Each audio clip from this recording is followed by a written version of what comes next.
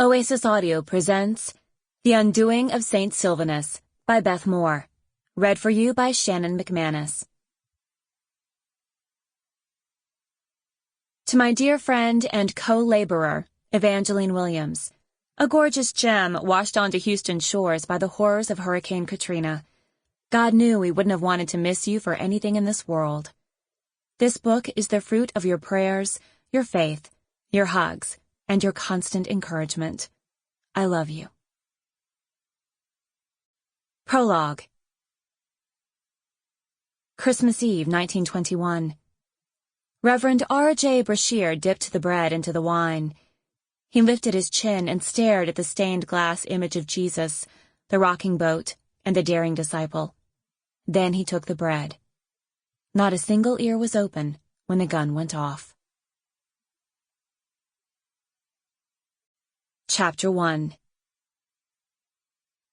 Present day. Sergeant Cal DaCosta glanced at the digits on his dashboard as he threw the car into park. Yeesh, 84 degrees and barely daylight. That body's going to be ripe. Several patrol cars were already at the scene, zigzagged all over the pavement. The lights were flashing, but they'd saved themselves the sirens. As he shut the door and walked toward the small circle of officers, he took a few seconds to absorb how odd the ordinariness of it was. Only a handful of spectators were lurking. The few people on their way to work at this hour took the other side of the street to avoid the inconvenience. This was the nocturnal side of town, where the night was as the day. The patrol officers seemed almost as detached, chugging down weak coffee from a convenience store and eating something unidentifiable out of clear wrappers. Sure enough, he got hit by a whiff of the body from 20 feet.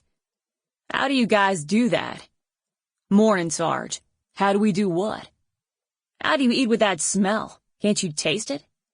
One of them mumbled as he stuffed the last bite of his sticky bun into his cavernous mouth. When the man licked his fingers, Cal decided he'd pass on breakfast. The odor radiating from the sidewalk wasn't so much the smell of death. Not yet, anyway. It was the smell of filth, blown his way by a hot, humid gust that seemed to belch from the underworld. Frank Lamont, Cal's closest friend and former partner, said what all of them were thinking. Finally drank himself to death. Cal imagined those 5 words etched beneath his own last name on a granite marker. At least half a dozen family members on his daddy's side were vying for the same epitaph. He'd considered going to a couple of meetings to try to dodge the family fate, but opening up to people wasn't exactly his strong suit. Anyway, his alcoholism wasn't in a glass. He was scared it was in his blood. Any chance we've got a name? Frank took off his hat and tried to rub out the permanent dent it had made in his forehead. No, but I've seen him around here enough to tell you that this was his corner. He held that old cardboard sign over there and sat right here with his back against these bricks. Cal glanced over at the sign and saw the usual scrawl with a black permanent marker. Out of work, hungry, God bless. The words, need a job, had been scratched out with a blue ballpoint. Another officer joined them, out of breath. Hey guys, sorry I'm late. The light's out at Canal.